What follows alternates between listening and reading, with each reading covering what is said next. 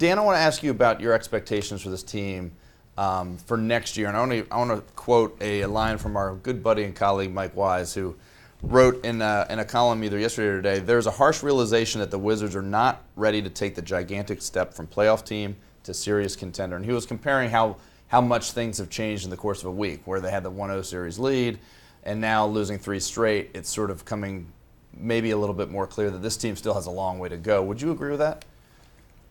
I mean, it's hard to disagree right now. I think the problem is that what they did against Chicago, and it's hard to know if that was because of the Wizards or because of Chicago, but what they did in that series now has sort of completely revamped what everyone expects going forward, I think. And so, you know, a month ago, if you had said, hey, this team's going to make it to the second round and bow out to the top seed in the East, people would have thought that's tremendous, that's fantastic. All season we were sort of saying the benchmark should be winning a first-round series, and they did that, and yet somehow it feels not satisfying. It feels like they sort of have missed an opportunity here because, you know, Atlanta was up 3-2 on the Pacers. The Wizards had cruised. The Pacers looked in disarray. And it seemed like, hey, why shouldn't they go to the Eastern Conference Finals? And they play well against Miami. Why shouldn't they have a chance to go to the NBA Finals? I mean, that didn't seem crazy. So I think that all of our expectations have been so recalibrated that now this almost will feel like a disappointment if they can't make it past it. But it makes it an unfair statement, what Dan just said.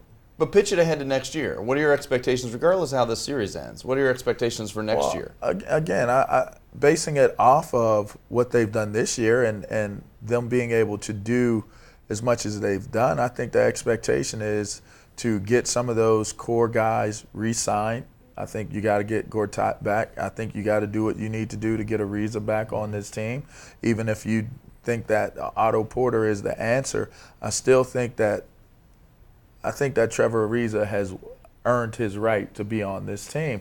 And I don't know if it was Dan that said it. Somebody said when Larry Hughes left Gilbert Arenas, things were never quite the same with the chemistry of this team. I think they've developed a chemistry where they trust Ariza, where Ariza isn't afraid to take the shots or do the things that he does for this team. I think he led the team in rebounds. Like, he's such a utility guy for this team. I think moving forward, you have to build around the guys that have shown to be good Washington Wizards players and continue to find other guys moving forward. But to say that they're not ready to take that big step into being an ultimate contender, I think it's an unfair statement. Brandon, what Dan articulated earlier about the expectations this year with a weak Eastern Conference, winning a first round of a playoffs were the expectation. I would argue that it was just making the playoffs, despite given the recent history. Absolutely. But what is it next year? Is it the same thing? Is it winning a playoff series next year, or is it even more? Well, yeah, they won once, so I feel like it has to be even more. I mean, do they have a long way to go to be a championship contender? Yes. But like LeVar said, I think this offseason will dictate what's going to happen. You definitely have to bring back Gortat. You're not going to find many centers, even though he's struggled in the playoffs. Ariza, I don't. From what Michael Lee tells me, I don't know if they can keep both of them because Ariza's going to get paid regardless. Right.